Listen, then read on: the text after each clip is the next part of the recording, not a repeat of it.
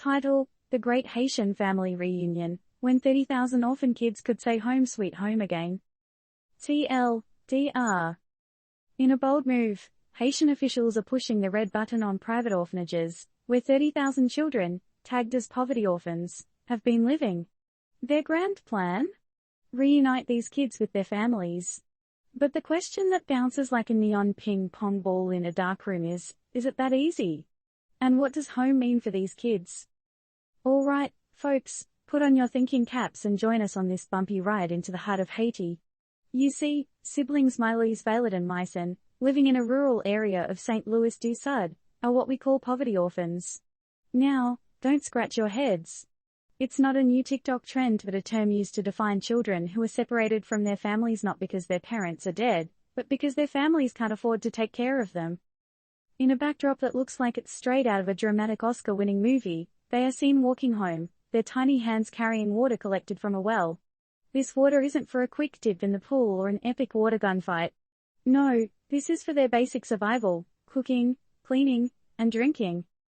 So, when the news breaks that officials are planning to shutter private orphanages housing around 30,000 kids like Miley's and Myson, the reactions are mixed.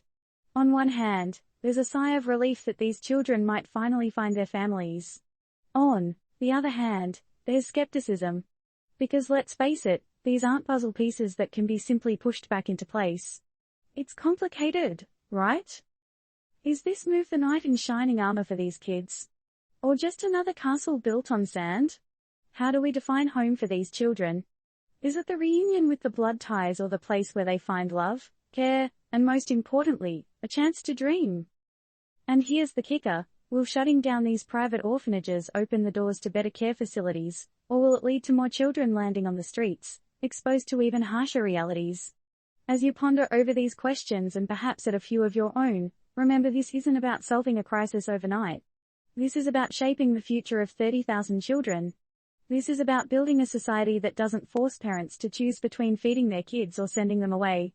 This is about creating a world where every child feels loved, cared for, and most importantly, at home. Now, over to you. Do you think shutting down these orphanages and attempting to reunite these poverty orphans with their families is the right move?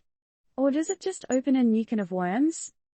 Disclaimer: the views and opinions expressed in this article are those of the author and do not necessarily reflect the official policy or position of Turned Up News.